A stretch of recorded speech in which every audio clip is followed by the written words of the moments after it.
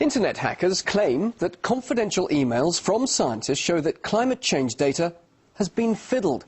They allege scientists have been cooking the books to support the view that the global warming is caused by human activity rather than a naturally occurring phenomenon.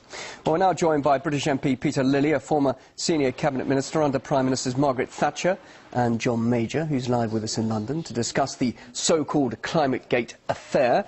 Mr. Lilly, thanks very much indeed for joining us here on RT. Now, if these allegations about a conspiracy are true, why do you think such manipulation could be happening, and who could actually be benefiting from it?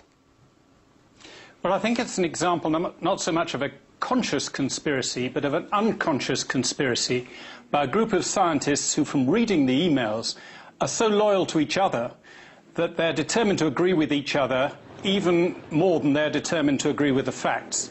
So if the facts no longer agree with their theory, they try and change the facts rather than trying to change their theory.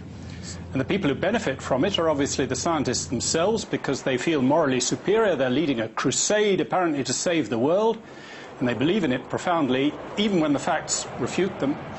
And they also get large grants from government for carrying on this sort of research, and they wouldn't get it if they produced the opposite sort of conclusions.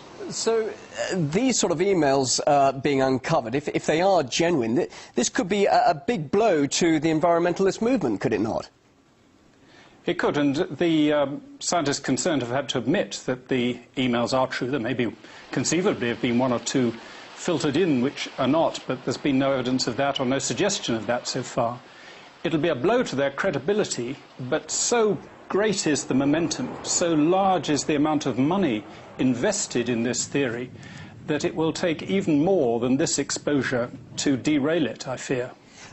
What are your thoughts then about this? Do you think that alternative energy companies, for example, they could be profiting from this so-called fear of global warming and that it's not related to human activity? What are your thoughts about this? Do you think that, that there is perhaps a conspiracy here?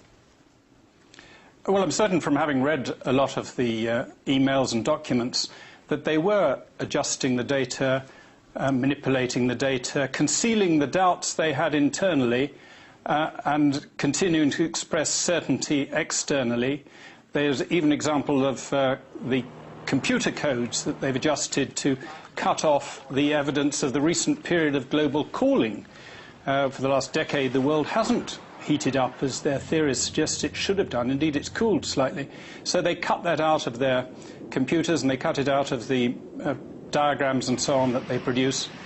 And likewise, they've altered the data in the past, or they've selected data from the past, which has wiped out the evidence of the so-called medieval warming period, when the world was probably warmer than it is now. Because after all, if it was warmer then without us all burning lots of hydrocarbons, it suggests that hydrocarbons aren't the only things that cause the temperature and the climate to change. But people are taking this extremely seriously. We're now seeing that there's a major climate change conference in Copenhagen, hoping to forge a new treaty to replace the current Kyoto Protocol.